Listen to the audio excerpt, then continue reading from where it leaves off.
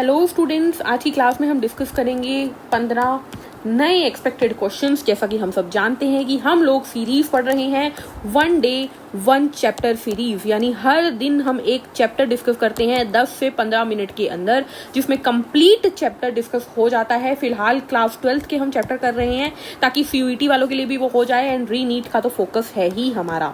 तो हम पढ़ रहे हैं क्लास 12th के चैप्टर्स, एंड आफ्टर दैट हम क्लास 11th के चैप्टर शुरू करेंगे। उनके PYQs कर रहे हैं रूटीन बेसिस पर, एंड डेली हम 15 ऐसे क्वेश्चंस कर रहे हैं जो डिफरेंट हैं, जो बिल्कुल नए हैं एंड कंसेप्चुअल हैं, और आपके सारे टफ टॉपिक्स को कवर करने वाले हैं। तो ये 15 question expected question, tough questions हम डिस्कस कर रहे हैं, क्योंकि we don't know the level of re NEET.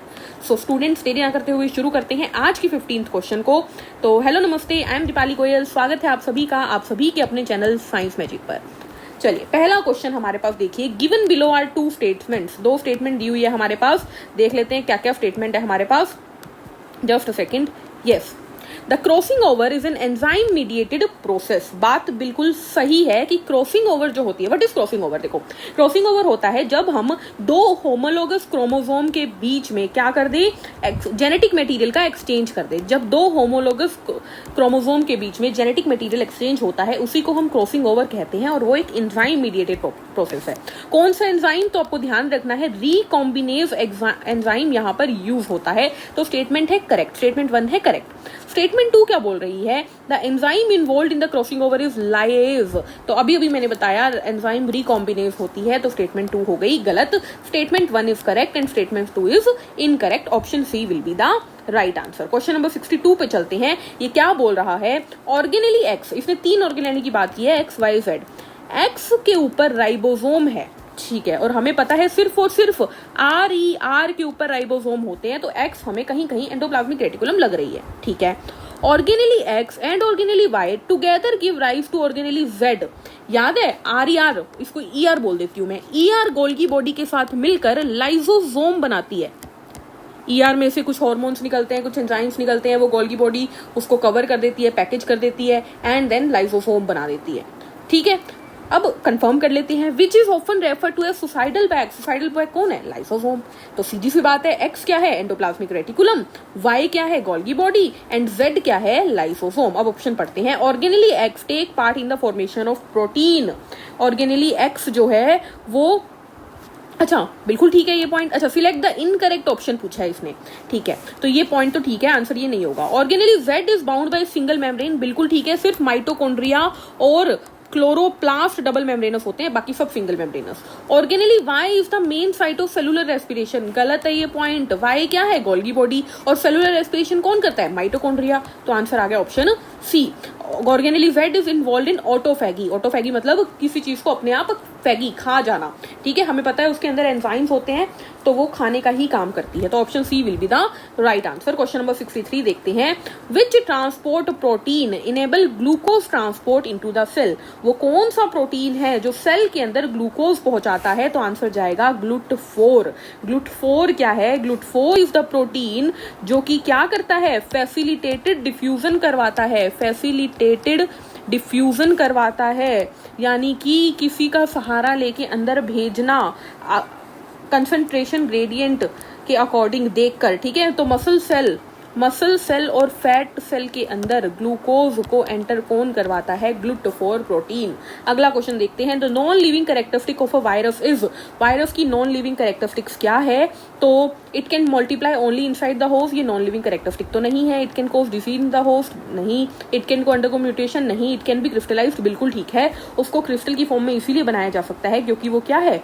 बाहर नॉन लिविंग है, अंदर लिविंग है, अजीब है। और इसको क्रिस्टल की फॉर्म में किसने बनाया था? आपको ये भी याद रखना है किसने क्रिस्टलाइजेशन की थी, तो WM स्टैनले ने की थी, ठीक है। स्टैनले ने की थी, ठीक है। चलिए अगला क्वेश्चन देखते हैं। क्वेश्चन नंबर 65 क्या बोल रहा है ये? The spread of living pteridophytes is limited to narrow geographical regions because. देखो, हमें पता है टेरिडोफाइट थोड़े ही रीजन तक क्यों फैली हुई है, क्योंकि वो पहला टेरेस्ट्रियल प्लांट तो है, टेरेस्ट्रियल वस्कुलर प्लांट टेरिडोफाइट था।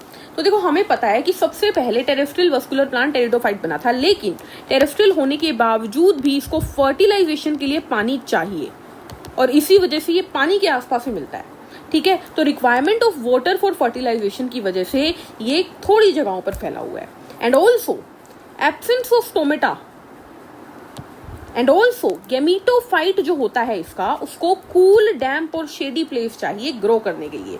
तो ए और बी दोनों आंसर चले जाएंगे, आंसर चला जाएगा ऑप्शन डी, ठीक है। चलिए अगले क्वेश्चन के ऊपर चलते हैं। अगला क्वेश्चन क्या बोल रहा है, question number 66।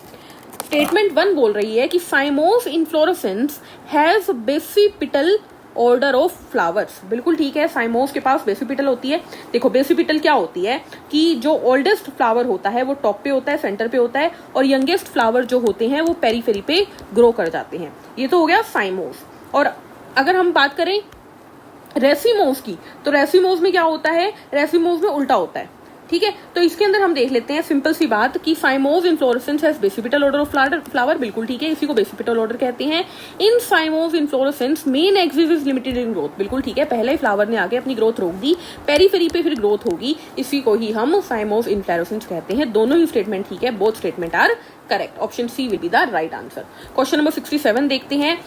A point at which plant part stop absorbing CO2 from their environment. याद है आप लोगों को, प्लांट एनवायरमेंट से CO2 लेना कब बंद करता है, प्लांट एब्जॉर्ब करना CO2 को तब बंद करता है जब प्लांट जो CO2 यूज कर रहा है फोटोसिंथेसिस में वो इक्वल हो जाए जो वो रेस्पिरेशन में रिलीज कर रहा है, यानी कि एब्जॉर्ब्ड अमाउंट इक्वल हो जाए रिलीव्ड अमाउंट के, तो उसी को बोलते हैं CO2 कंपनसेशन पॉइंट। क्लियर है। नेक्स्ट क्वेश्चन पे चलते हैं। यस, नेक्स्ट क्वेश्चन देखते हैं। Question number 68। क्वेश्चन क्या बोल रहा है, दो स्टेटमेंट है। Statement 1 is saying final ATP formation take place on complex 5th present on cristae. बिल्कुल ठीक है, क्रिस्टे जो हमारी फोल्ड होती है इनर माइटोकॉन्ड्रियल मेम्ब्रेन की, उसके ऊपर कॉम्प्लेक्स 5th के ऊपर फाइनल ATP फॉर्मेशन होती है। बिल्कुल सही है स्टेटमेंट। एंड उसके बाद ये बोल रहा है कॉम्प्लेक्स 5th को ATP सिंथेटेज कहते हैं, ये भी बिल्कुल ठीक है। ATP फॉर्मेशन वहां हो रही है तो ATP सिंथेज उसी को कहेंगे। तो दोनों ही स्टेटमेंट ठीक है, आंसर चला जाएगा ऑप्शन ए। नेक्स्ट क्वेश्चन देखते हैं। ये ऑक्सीडेटिव फॉस्फोराइलेशन की बात हो गई, समझ गए ना आप। ATP दोनों ही क्रिस्टे पे बनते हैं, क्रिस्टे के कॉम्प्लेक्स 5th पे। क्वेश्चन नंबर 69 देखते हैं, क्या बोल रहा है, role of growth can be expressed mathematically. बिल्कुल ठीक है, ग्रोथ को मैथमेटिकली हम दिखा सकते हैं, क्वांटिटेटिवली हम दिखा सकते हैं। And increase growth per unit time is termed as growth rate. दोनों NCERT की लाइन है, दोनों स्टेटमेंट करेक्ट है, both the statement are correct, ठीक है, समझाने को कुछ भी नहीं है इसमें। Question number 70, lenticels are part of woody tree stem. क्या कह रहा है ये कि लेंटिसेल वुडी ट्री स्टेम का पार्ट होता है। बिल्कुल ठीक है, लेंटिसेल्स क्या होते हैं, जब बार्क के ऊपर जो स्पेशल ओपनिंग्स होती हैं, वुडी ट्रीज के ऊपर जो ओपनिंग्स होती है जहां से गैसियस एक्सचेंज होता है। हमें पता है कि लीव्स के अंदर स्टोमेटा के थ्रू होता है, स्टेम के अंदर थोड़ा बहुत स्टोमेटा के थ्रू होता है, लेकिन जब स्टेम कन्वर्ट होती है बार्क के अंदर, वुडी के अंदर, तो वहां पर लेंटिसेल्स होते हैं जो गैसियस एक्सचेंज करवाते हैं। बिल्कुल ठीक है। स्टेटमेंट 2 क्या कह रहा है, वही बात बोल रहा है जो मैंने अभी बोली है। Lenticel permit the exchange of gases between internal tissue and outer environment. बिल्कुल ठीक है, both the statement are correct. Simple question. चलिए question number 71, the beginning of diplotene stage is recognised by the. Diplotene stage को हम कैसे recognise करते हैं, देखिए डिप्लोटीन स्टेज हमारा 4th सब स्टेज होता है। 4th सब स्टेज होता है किसका, प्रोफेज 1 का। प्रोफेज 1 के अंदर हमारे पास कौन कौन से स्टेज आते हैं, leptotene, zygotene, pachytene, diplotene, diakinesis. Diplotene is the 4th stage जो कि प्रोफेज 1 ऑफ मियोसिस 1 में आता है ना। यहाँ पर साइनेप्टोनीमल कॉम्प्लेक्स डिसॉल्व हो जाता है, ये हमें पता है, और कियास्मेटा विजिबल हो जाता है। अब पढ़ते हैं क्वेश्चन को। डिसोल्यूशन ऑफ साइनेप्टोनीमल कॉम्प्लेक्स, बिल्कुल ठीक है, ए आंसर आ गया, लेकिन पढ़ लो, नीचे बोथ ए एंड बी भी दिया हुआ है, पढ़ना पड़ेगा। तो the tendency of recombined homologous chromosome of the bivalent to separate from each other. अब देखो ये है बाइवेलेंट, ये क्या है जिसमें 4 क्रोमेटिड होती है, ये क्या होता है बाइवेलेंट, इनके बीच में बनता है साइनेप्टोनीमल कॉम्प्लेक्स। इस साइनेप्टोनीमल कॉम्प्लेक्स को हटना है तो ये दूर तो होंगी ना, ये अपने आप से दूर तो होंगी, तो सेकंड पॉइंट भी बिल्कुल ठीक है। तो ए और बी दोनों ठीक है, तो आंसर चला जाएगा ऑप्शन डी, ठीक है। चलिए मियोटिक स्पिंडल एब्सेंट नहीं होगा, तभी अगर स्पिंडल होगा तभी तो वो सेपरेट होंगी ना। क्वेश्चन नंबर 72 देखते हैं। According to the fluid mosaic model the lateral movement of protein within the overall lipid bilayer is measured by its fluidity. NCERT की डेफिनेशन है कि प्रोटीन जो होते हैं वो लेटरल मूवमेंट शो करते हैं और उससे हमें फ्लूइडिटी का पता लगता है। हमें पता है लिपिड जो होता है वो बाई लेयर में प्रेजेंट होता है, हाइड्रोफोबिक एंड हाइड्रोफिलिक पार्ट होता है, जिसमें आपको याद रखना है जो इंटीग्रल प्रोटीन होते हैं ना, जो अंदर की तरफ घुसे हुए प्रोटीन होते हैं, इंटीग्रल प्रोटीन, ये तो नॉन मोटाइल होते हैं, ये नहीं मूव करते, नॉट मूव, लेकिन जो बाहर वाले प्रोटीन है, जो बाहर की तरफ मौजूद हैं, पेरिफेरल प्रोटीन है, वो लेटरल मूवमेंट करते हैं और एंजाइमेटिक एक्टिविटी शो करते हैं और उसी मूवमेंट को फ्लूइडिटी कहते हैं। ठीक है, तो आंसर आ गया। क्वेश्चन नंबर 73 देख लेते हैं। कैरेटीन प्रेजेंट इन हेयर, हमारे बालों में जो कैरेटीन मौजूद होता है वो उसकी बात कर रहा है ये। शो सेकेंडरी स्ट्रक्चर, उसके जो सेकेंडरी स्ट्रक्चर होते हैं उसको क्या कहते हैं, तो आपको याद रखना है उसकी सेकेंडरी स्ट्रक्चर को अल्फा हेलिक्स कहते हैं।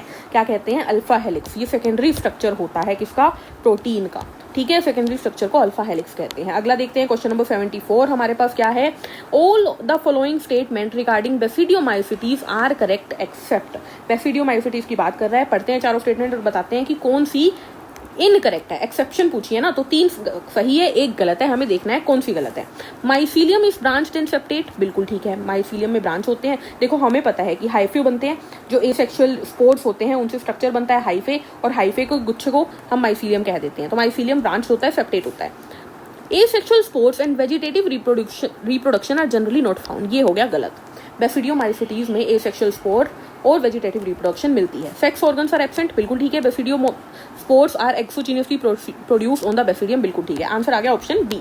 नेक्स्ट क्वेश्चन, लास्ट क्वेश्चन आज का, क्वेश्चन नंबर 75 देख लेते हैं। Hydrocolloids are secreted by, hydrocolloids कौन रिलीज करता है? Brown algae, red algae. तो आंसर आ गया both red and brown algae. ठीक है, हमारे पास चाहे फियोफाई की हो चाहे रोडोफाई की हो, दोनों ही क्या बनाती हैं? दोनों ही हाइड्रोकोलोइड्स बनाती हैं, ये उनका स्पेशल फीचर है। तो आंसर चला गया ऑप्शन डी। तो ये थे आज के 15 क्वेश्चन, बिल्कुल नए टाइप के हमने क्वेश्चन देखे, नए कंसेप्ट थे, टफ टॉपिक्स थे, टफ क्वेश्चंस थे, और इसी तरीके की वीडियो के लिए बने रहिए मेरे साथ। ये था हमारा पार्ट 4। मिलेंगे नेक्स्ट वीडियो के अंदर पार्ट 5 के साथ। तब तक के लिए हंसते रहिए, मुस्कुराते रहिए, खुद का ध्यान रखिए। Take care, thank you, bye bye.